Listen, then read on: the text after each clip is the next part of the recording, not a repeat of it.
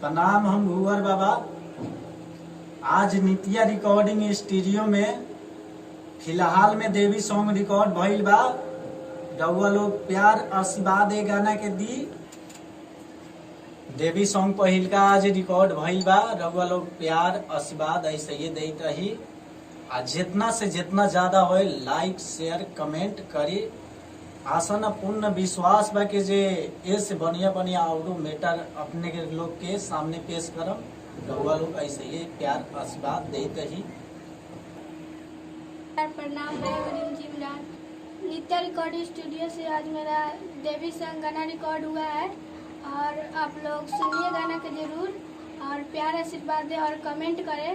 अधिक से अधिक कमेंट, अधिक से अधिक शेयर करें और आगे भी मेरा और गाना आएगा और आप लोग ऐसे प्यार दुलार बनाए रखें। चलिए गाना गाकर पहले सुनाइए, उसके बाद में रिकॉर्ड होगा। गाना गा। लाला नवा दिह तू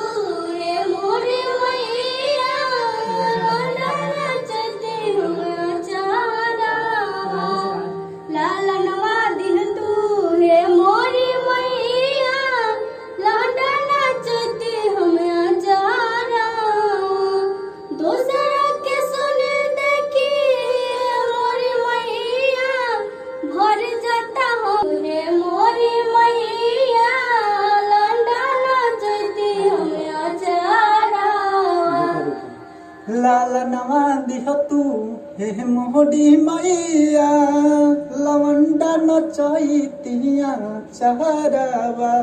दोसर के सुनी देखी हे मोडी मैया भट जाता नया नवा।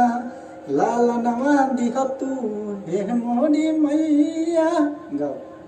दोसर के देखी सुनी मोरी मैया भर जाता हमारो नया नवा।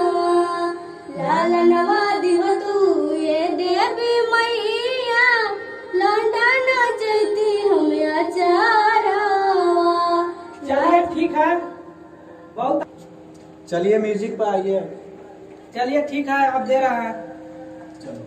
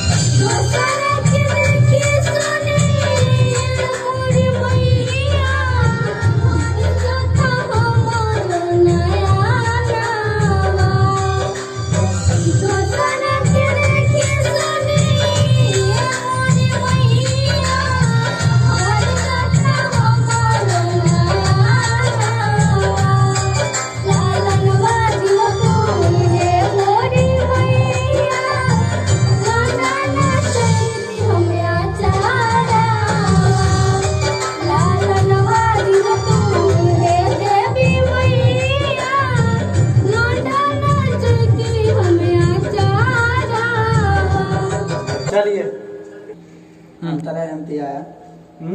असा सुमन दबोले हमसे कहड के मन कहर पीली जहर मैया घोर के। असा सुनन दबोले।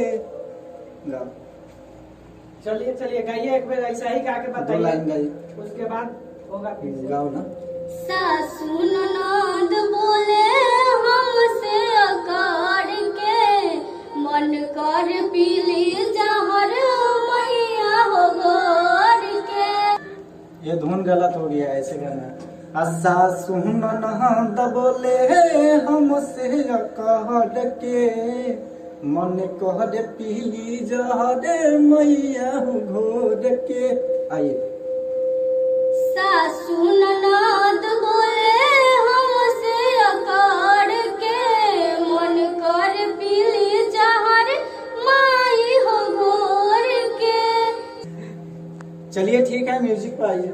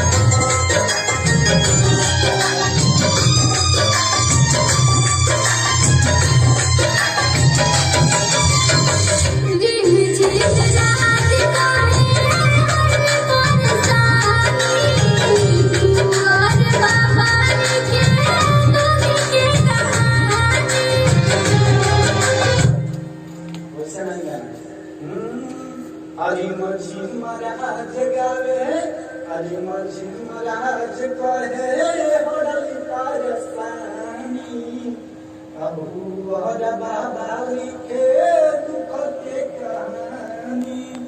चलिए आइए।